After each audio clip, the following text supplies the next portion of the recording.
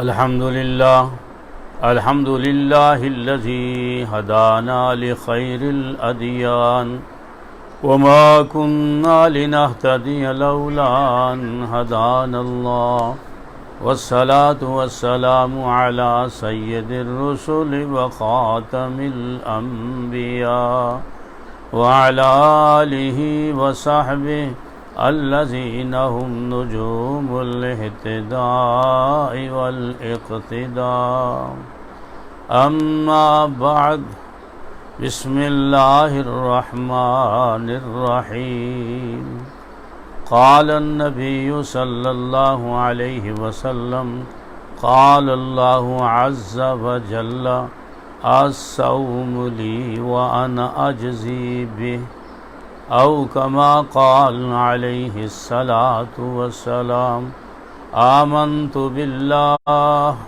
وصدق رسوله النبي الكريم يا رب صل وسلم دائما أبدا على حبيبك خير الخلق كلهم اللهم صل على محمد وعلى آل محمد كما صليت على إبراهيم وعلى آل إبراهيم إنك حميد مجيد اللهم بارك على محمد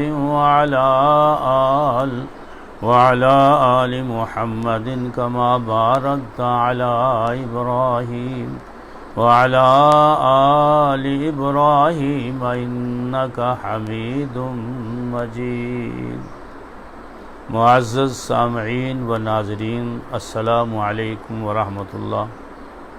آج ہماری گفتگو کا عنوان ہے بے مثل عمل، ایسا عمل جس کی کوئی مثال نہیں۔ ایمان والے، کلمہ پڑھنے والے اللہ سے محبت کرتے ہیں، چاہت رکھتے ہیں، اللہ کی چاہتیں ان کی سوچ فکر کے اندر ہوتی ہیں، وہ اپنے رب سے بڑا گہرا تعلق رکھتے ہیں۔ جیسے کفر والے کفر سے محبت کرتے ہیں، شرک والے شرک سے محبت کرتے ہیں، بتوں والے اپنے بتوں سے محبت کرتے ہیں۔ والذین آمنوا اشد حبا للہ، اہل ایمان اللہ سے ان سے کہیں زیادہ محبت کرتے ہیں، اللہ کو چاہتے ہیں، اللہ کو اپنا محبوب حقیقی سمجھتے ہیں۔ یہ جو عمل ہے روزے کا، اردو کے اندر روزہ بولا جاتا ہے، عربی کے اندر الصوم کا لفظ ہے۔ اس کا معنی ہے رک جانا۔ کہائے سے رک جانا؟ کھانے سے رک جانا، پینے سے رک جانا، اپنے نفسانی خواہشات کو دبا لینا اور ان سے رک جانا۔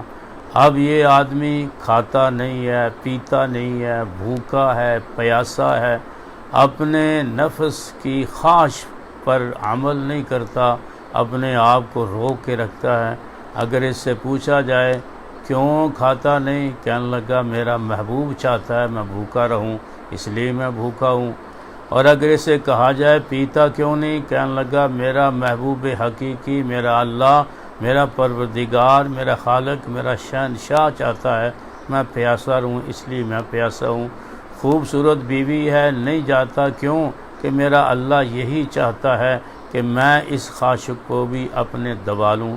ویسے اگر آپ دیکھیں دنیا کے اندر جتنی تگ و دو ہے، جتنی جد و جہد ہے اور جتنی کاوشیں ہیں، جتنی محنتیں ہیں، سب اسی لیے ہیں، کھانے کے لیے، پینے کے لیے، اپنی خواہشوں پر عمل کرنے کے لیے۔ لیکن اب صورتحال یہ ہے، اس نے کھانا بھی چھوڑ دیا، پینا بھی چھوڑ دیا، اپنی نفسانی خواہشات کو بھی ترک کر کے اللہ کا دیوانہ بنا بیٹھا ہے اور اپنے اللہ کو راضی کرنا چاہتا ہے کہ میرا رب اگر یہ چاہتا ہے تو میں بھوکا رہوں گا، پیاسا رہوں گا، اپنی خواہشات پہ بھی عمل نہیں کروں گا۔ اس حال میں اپنے رب کا قرب چاہتا ہے تو کہنے والے نے کیا خوب کہا، ہر تمنا دل سے رخصت ہو گئی، اب تو آجا، اب تو خلوت ہو گئی۔ روزہ کیا ہے؟ تخلیہ ہے، روزہ خلوت ہے، الگ ہو کے اپنے محبوب کے قرب حاصل کرنے کے لیے اس کے قریب ہونے کے لیے یہ روزہ رکھا جاتا ہے۔ جب روزہ رکھتا ہے تو اللہ سے محبت کا اظہار کرتا ہے، اور جب کھاتا پیتا نہیں ہے اللہ سے محبت کے اظہار کا یہ انداز ہے۔ اپنی خواہشات کو دباتا ہے، اللہ سے سچی اور حقیقی محبت اپنے پیارے اللہ محبوب حقیقی اس کو سمجھ کے اس سے کرتا ہے، اس لیے کہ میں اللہ سے محبت کرتا ہوں، یہ انداز ہے، اس سے میرا محبوب خوش ہوتا ہے۔ لیکن چلتے چلتے جب یہ روزہ رکھ لیتا ہے، روزے کو روزہ بنا لیتا ہے اور حقیقی طور پہ جو رب چاہتا ہے اسی طرح عمل کرتا ہے، تو پھر ادھر سے آواز آتی ہے واللہ یحب المتقین۔ کیوں کہ روزہ جب رکھتا ہے لعلکم تتقون، اس سے تقوی ملتا ہے، پرہیزگاری کی صفت نصیب ہوتی ہے، اور جب متقی بن جاتا ہے تو مالک کی شہنشاہ محبوب حقیقی طرف سے اعلان ہوتا ہے واللہ یحب المتقین، کہ اللہ متقین سے محبت کرتا ہے، ان کو پسند کرتا ہے، ان کو اپنا محبوب بنا لیتا ہے۔ پہلے یہ محبت کا اظہار کر رہا تھا اپنے اس عمل سے، اب یہ عمل اتنا مقبول ہوا اس کی بارگاہ کے اندر کہ شہنشاہ نے اعلان کر دیا کہ میں اب روزے داروں سے محبت کرتا ہوں، متقی پرہیزگاروں کو اپنا محبوب سمجھتا ہوں۔ گویا اس نے اب اپنی منزل پا لی ہے۔ سرکار دو عالم صلی اللہ علیہ وسلم کے ایک صحابی ہیں ابو امامہ رضی اللہ تعالیٰ عنہ، حاضر خدمت نبی ہوئے اور آگے کہنے لگے یا رسول اللہ، مجاہدین جا رہے ہیں، ان کے اندر میری تشکیل ہے، جہاد کے لیے کفر سے مقابلہ ہے، کافروں سے مقابلہ ہے، جنگ ہوگی، قتال ہوگا، مقابلہ ہوگا، میں آپ کی بارگاہ کے اندر حاضر ہوا ہوں ایک دعا کے لیے۔ آقا نے فرمایا ابو امامہ کون سی دعا ہے؟ کہنے لگے یا رسول اللہ، میرے لیے دعا کریں کہ اللہ مجھے شہادت کی موت عطا فرمائے، شہادت کا مقام نصیب فرمائے۔ اب انہوں نے خواہش کا اظہار کیا کہ اللہ مجھے شہادت مل جائے، اور نبی پاک علیہ السلام سے دعا کروانے کے لیے آئے تھے۔ تو سرکار دو عالم صلی اللہ علیہ وسلم نے کیا دعا کی؟ آپ نے کہا یا اللہ ابو امامہ کو محفوظ رکھنا، اس کو سالم رکھنا، اس کی حفاظت فرمانا، اور اس کو مال غنیمت بھی عطا کر دینا۔ واپس آئے، جان بھی محفوظ، اللہ تعالیٰ نے نبی علیہ السلام کی دعا قبول فرمائی، نتیجہ سامنے تھا، مال غنیمت بھی ملا۔ اب پھر تشکیل ہو گئی تو پھر حاضر خدمت نبی ہوئے، کہنے لگے یا رسول اللہ پھر جنگ کے لیے جہاد کے لیے جا رہا ہوں، اور دعا کے لیے حاضری دی ہے کہ دعا کریں اللہ مجھے شہادت مل جائے۔ آقا نے پھر دعا کی یا اللہ ابو امامہ کو محفوظ رکھنا، سالم رکھنا، اس کی حفاظت فرمانا، اور اسے مال غنیمت بھی عطا کرنا۔ دوسری جنگ کے اندر گئے تو پھر اللہ تعالیٰ نے محفوظ رکھا، نبی کی دعا قبول ہوئی، مال غنیمت بھی ملا، واپس آئے۔ اب تیسری دفعہ پھر تشکیل ہو گئی، پھر بارگاہ نبی کے اندر حاضر ہوئے اور یہی التجا کی، اور آقا نے یہی دعا کی جو پہلے دعا کرنی تھی کی تھی حضرت صلی اللہ علیہ وسلم نے کہ یا اللہ اسے محفوظ رکھنا، مال غنیمت عطا کرنا۔ چنانچہ تینوں جنگوں کے اندر گئے، اللہ تعالیٰ نے فتوحات بھی عطا فرمائی، خود بھی محفوظ رہے، مال غنیمت بھی ملا۔ اب سوچنے کی بات یہ ہے کہ یہ بار بار آقا کی خدمت میں آ کے دعا کرواتے ہیں کہ دعا کریں اللہ مجھے شہادت کی موت نصیب ہو جائے، درجہ شہادت مل جائے۔ کیا بات ہے شہادت کے اندر، یہ جاننے والے جانتے ہیں کہ اس کے اندر کیا مزہ ہے، کیا لطف ہے۔ محبوب کے لیے کٹ جانا، خون دے دینا، قربان ہو جانا، یہ تو منزل پا لینا ہے، اس سے بڑی فوز و فلاح کیا ہو سکتی ہے۔ سرکار دو عالم صلی اللہ علیہ وسلم نے ارشاد فرمایا کہ جنت کے اندر اللہ شہداء سے فرمائیں گے اے شہیدو، میرے نام پہ قربان ہونے والو، جان دینے والو، میرے کلمے کو بلند کرنے کے لیے تم نے جان دی ہے، اب بتاؤ تمہیں اور کیا چاہیے میں تمہیں عطا کر دوں۔